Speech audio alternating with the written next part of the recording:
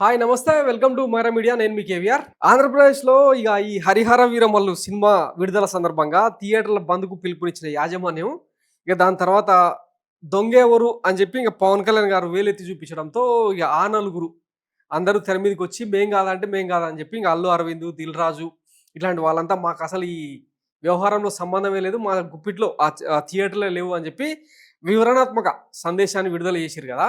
తీరా చూస్తే ఆ పిలుపునిచ్చింది ఎవరు, ఈ కుట్ర చేసింది ఎవరయ్యా అంటే మన జెండా సైనికుడే అత్తిలి సత్యనారాయణ రాజమండ్రి అని ఆయన అని తెలియదు అనమాట. ఆయన ఎవరో కాదు, మన పవన్ కళ్యాణ్ గారికి చాలా దగ్గర. థియేటర్ల బంద్ నిర్ణయం తీసుకున్న జనసేన సత్యనారాయణ సస్పెండ్ చేసిన పార్టీ అధిష్టానం అనవసరంగా నలుగురని ఆడిపోసుకున్నారు కదా అని చెప్పి ఇప్పుడు సోషల్ మీడియాలో పెద్ద ఎత్తున ట్రోలింగ్ చేస్తా ఉన్నారు అనమాట. అవాంఛనీయమైన థియేటర్ల బంద్ పిలుపు నిర్ణయంలో మీరు భాగస్వాములేనని మీపై తీవ్రమైన ఆరోపణలు వచ్చినందున జనసేన పార్టీలను మీ సభ్యత్వం రద్దు చేయడంతో పాటు మిమ్మల్ని పార్టీ రాజమండ్రి నగర నియోజకవర్గ ఇన్ఛార్జ్ బాధ్యతల నుంచి తొలగిస్తున్నాము. మీపై వచ్చిన ఆరోపణలు సత్యమా అసత్యమని మీరు నిరూపించుకునే వరకు మీరు పార్టీ కార్యక్రమాలకు దూరంగా ఉండాలని ఆదేశించడమైంది అని చెప్పి జనసేన అఫీషియల్ హ్యాండిల్ నుంచి వచ్చిందనమాట.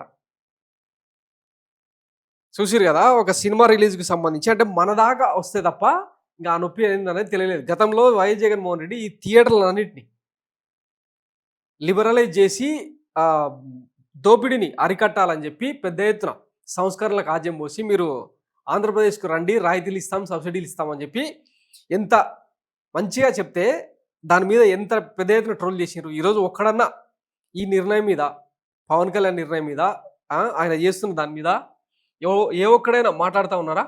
ఏకంగా థియేటర్లలో రైడింగ్స్ చేపిస్తూ ఉన్నారు అనమాట. ఆ తినుబండారాల మీద, పార్కింగ్ ఫీజుల మీద, బ్లాక్ టికెట్ల మీద.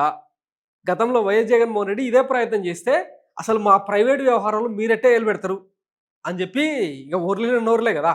మరి ఇప్పుడు మన హయాంలోనేమో ఇదేమో రైటు, ఇది రాజ్యాంగం. అసలు సినిమా ఇండస్ట్రీ అనేది కూడా ప్రభుత్వంలో భాగమే కదా. అంటే వాళ్ళ ఇష్టానికి రేట్లు పెంచేసుకొని జనాన్ని దోపిడీ చేస్తూ ఉంటే చూస్తూ ఊరుకోవాలా? ప్రభుత్వానికి అజమాయిషి ఉండొద్దా? ఇదే విషయం జగన్మోహన్ రెడ్డి చెప్తేనేమో ఆ రోజు ఇక గాడిద లెక్క వండరబెట్టిన అనమాట మొత్తం ఈ ఇండస్ట్రీ అంతా. ఒకడైతే కిరాణా కొట్టు నానిగాడు పెద్ద పెద్ద మాటలు మాట్లాడిండు అనమాట. ఇంకొకడు రామ్ పోతినేనని హాస్పిటల్స్ అన్నీ ఇంకా విజయవాడ రమేష్ హాస్పిటల్ తెలుసు కదా, అప్పుడు కరోనా కోవిడ్ హయాంలో కొన్ని 100 కోట్లు దొబ్బుక తిని వాడైతే ఇంకా చేయని రాద్ధాంతం లేదు అప్పట్లో జగన్మోహన్ రెడ్డి ఉన్నప్పుడు. ఇప్పుడు ఒక్కడంటే ఒక్కడు కూడా ట్వీట్ వేసే పాపాను పోలే. ఎందుకు పవన్ కళ్యాణ్ గారు ఇట్లా ట్విస్ట్ అని చెప్పి ఎందుకని ఒక్కడంటే ఒకడు సినిమాలో మాత్రమే వీళ్ళ హీరోయిక్ వేషాలు ఉంటాయి.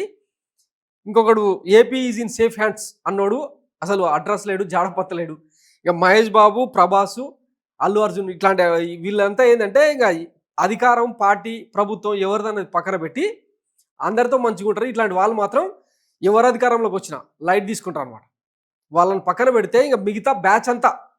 అయినా ఇండస్ట్రీలో మొత్తం ఎవరు, కమ్మ, కాపు, ఈ 2 వర్గాలే కదా. ఆ 2 వర్గాల మీద ఆధిపత్యం చెలాయించడానికి పవన్ కళ్యాణ్ గారు ఇంత పూనుకుంటే మరి ఏ ఒక్కడు కూడా ఎందుకు మాట్లాడతలేడు అంటే మనం అంతా హీరోయిజం అంతా సినిమాల్లో మాత్రమే చూపిస్తాం. ఇట్లా డైరెక్ట్గా ట్వీట్లలో వేసి చూపించాం. జగన్మోహన్ రెడ్డి లాంటి వాళ్ళు అంటే చంద్రబాబు ఇతర ప్రభుత్వాలు ఏమైనా ఉంటే మాత్రమే మనం ఛాతి ముందుకు వస్తుంది అనమాట. ఇది ఈ మేకప్ ఆర్టిస్ట్ గల భాగోతం అన్నట్టు. Thanks for watching Maira media. నేను మీ కేవీఆర్. Thank you.